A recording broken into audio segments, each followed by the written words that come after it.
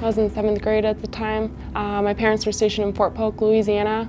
As a kid, we knew something was going on just based on the commotion amongst the adults, but they didn't tell us what was going on because the majority of us were military kids.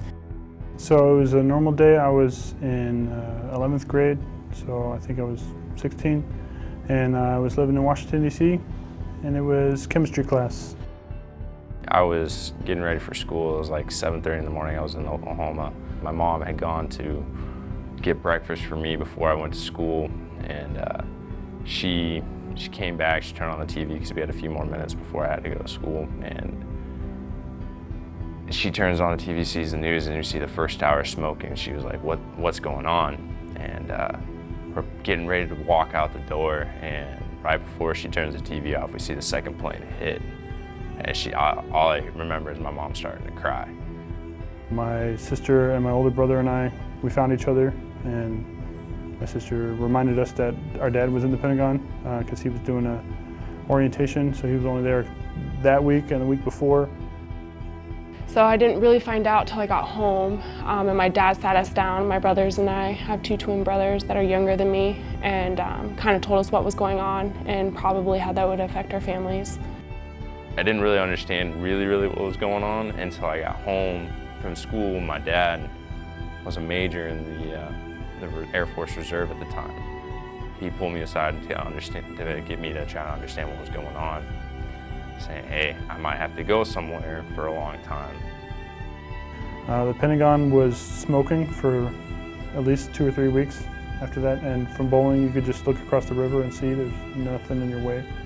And again, we were just really happy our dad was alive and he didn't get hurt, but so many other people didn't make it out of there.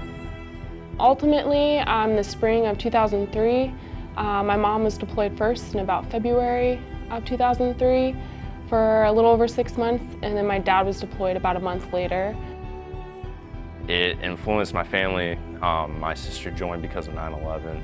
After that conversation with my dad on 9/11, I went to my room. I had a little journal that I wrote in, and that day I promised myself I was going to help. As children, I guess, we would talk about, our childish fears, but mainly how we were scared about what could potentially happen to both my parents. He was really emotional, and he had asked us, he said, "You guys have never asked us, or you've never asked me what my biggest fears are." And so, of course, we asked him, and he told us he was scared that if he didn't come back alive, that he wouldn't see us grow up, and he wouldn't see us become adults and get married. And I'm glad he had those conversations with us because it was real, right? And we could discuss those emotions and those fears. And when I joined the Air Force, I signed up to be a firefighter. The 343 firefighters is what influenced me a lot, and like I said, in my career, trying to make sure that I am paying respect to them. I know it's kind of cliche, but it's our generation's Pearl Harbor. 9/11, for me specifically, has really defined who I am as a person and who my family is and what we represent. And I don't think we'll ever forget 9/11 because that just shook our entire nation. So